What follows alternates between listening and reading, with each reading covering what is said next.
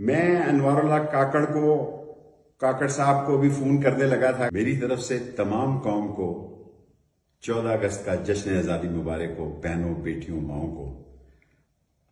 افسوس کی بات ہے کہ آج میرے 50 سال سے جو میں جلسہ کرتا ہوں جشن آزادی کا، اس پر ہنگامی بنیادوں پر دفعہ 144 لگا دی گئی ہے 7 دن کے لیے.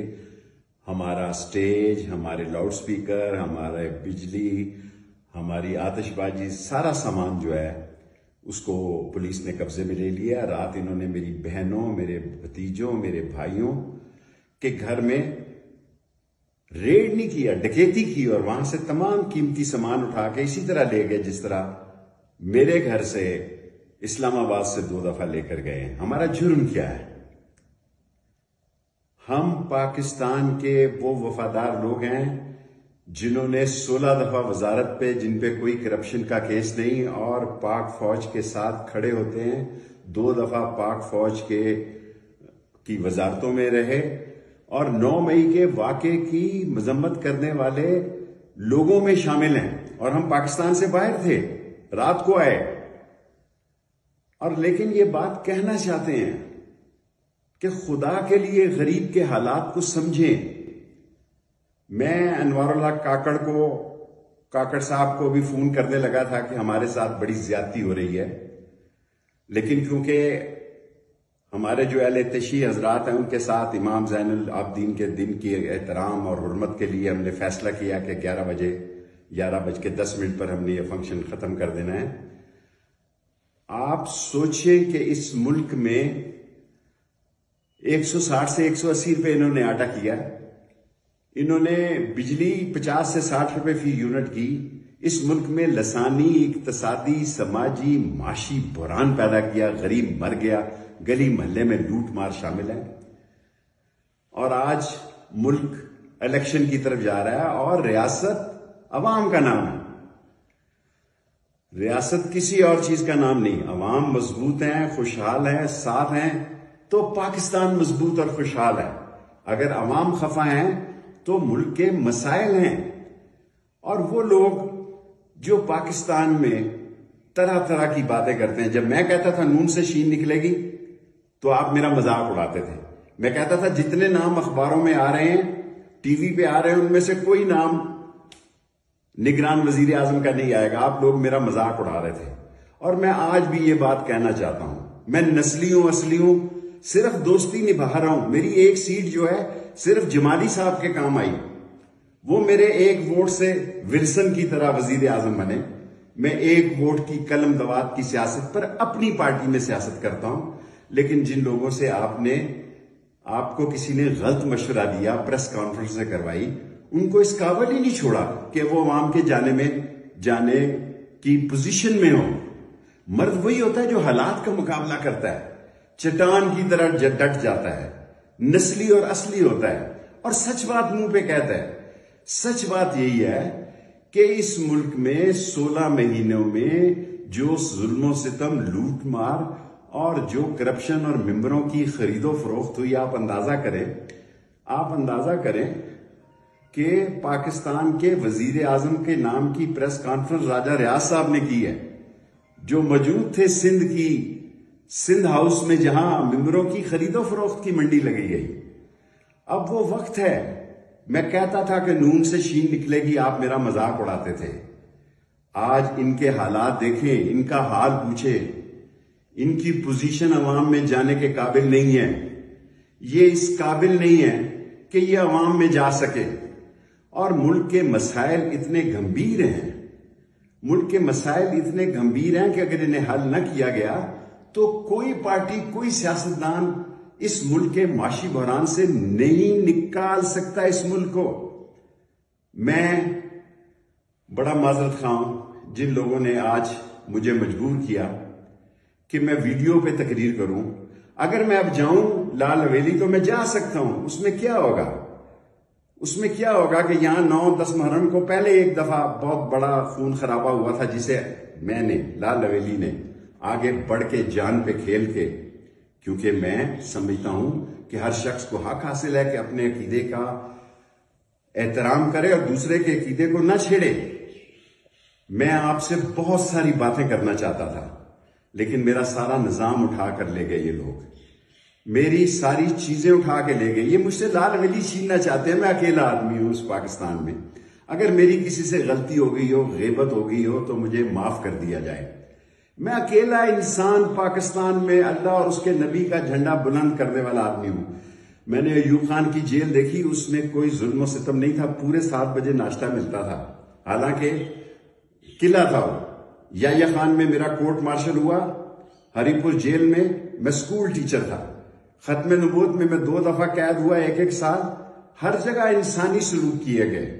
اور یہی نہیں, کلاشن کوف کیس میں مجھے 7 سال سزا دی گئی جو میں نے بھاولپور میں کاٹی. لیکن تمام اصولوں کو مد نظر رکھا گیا. آج آئین کو پامال کر دیا گیا. یہ کہہ رہے تھے کہ نواز شریف آ رہا ہے. میں ان کو کہتا تھا وہ نہیں آئے گا. یہ لوگ نواز شریف کو دھوکہ دے رہے ہیں. سپریم کورٹ کا فیصلہ آ گیا. ستمبر ستمبر ہوگا. بہت سارے فیصلے آئیں گے. اور اگر آپ نے ریلیف بھی لینی ہو تو اس مہینے میں ہی آپ لے سکتے ہیں, جو کہ آپ کو ملنی نہیں ہے. آپ اس ملک میں جو آپ نے 13 پارٹیوں کا ایک جمعہ بازار لگایا تھا, ایک جگتو فرنٹ بنایا تھا, اس کا ستیہ ناش ہو گیا. ایمل کاسی نے کیا بیان دیا ہے, مینگل صاحب نے کیا بیان دیا ہے. ابھی تک میری نظر سے نواز شریف یا مریم بی بی میں بچوں کی, لیڈیز کی سیاست پہ بات نہیں کرتا, لیکن باپ پارٹی کے بارے میں وہ جو کچھ کہہ چکی ہیں میں اس پر تبصرہ نہیں کرنا چاہتا. لیکن پاکستان ہماری زندگی اور موت ہے. پاکستان ہماری آخری ریڈ لائن ہے. پاکستان کے لیے ہم نے جینا ہے اور مرنا ہے اور اللہ اور اس کے نبی کا جھنڈا بلند کرنا ہے. لیکن یہ جو دبئی میں میٹنگیں کر رہے تھے,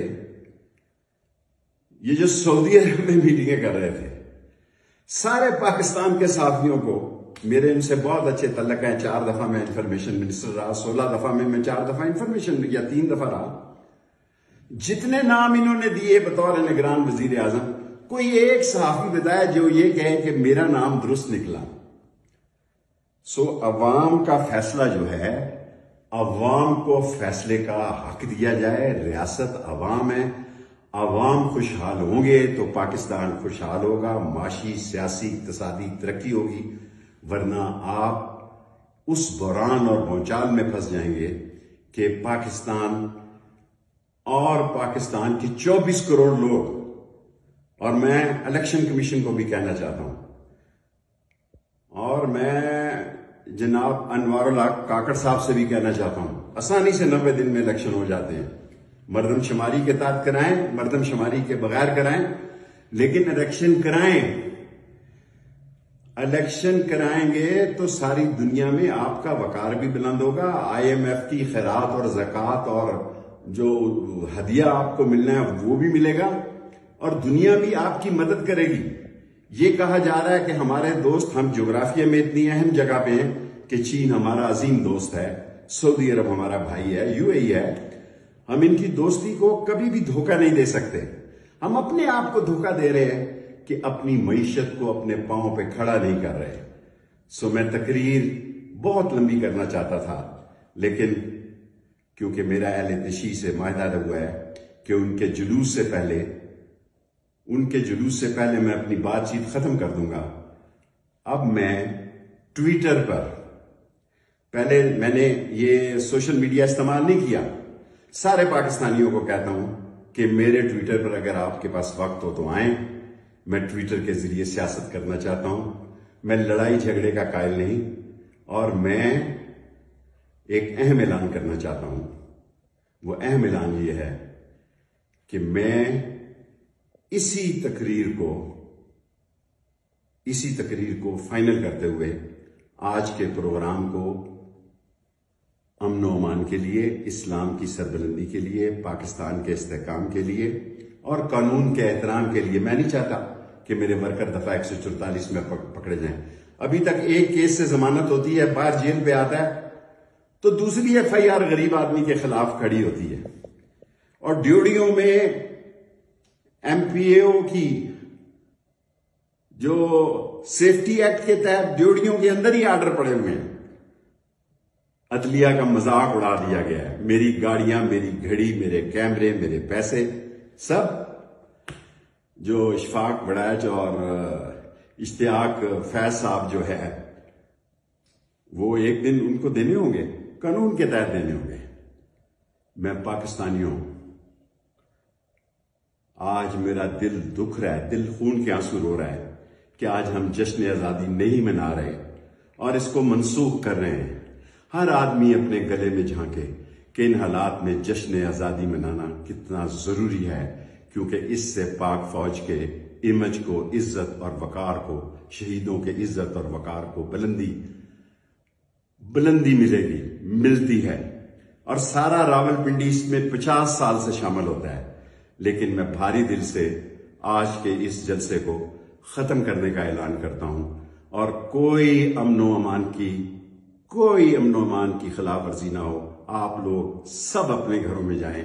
اگر زندگی رہی تو اگلا سال اس سے بھی زیادہ جوش، ولولہ، تنتنا، دبدبہ، ہمہمہ، عزت اور وقار اور جذبہ شہادت سے منائیں گے. اگر ہم زندے رہے تو پاکستان کا جھنڈا انشاءاللہ بلند کریں گے. اسلام زندہ باد، پاکستان زندہ باد، پاکستان کے عوام زندہ باد.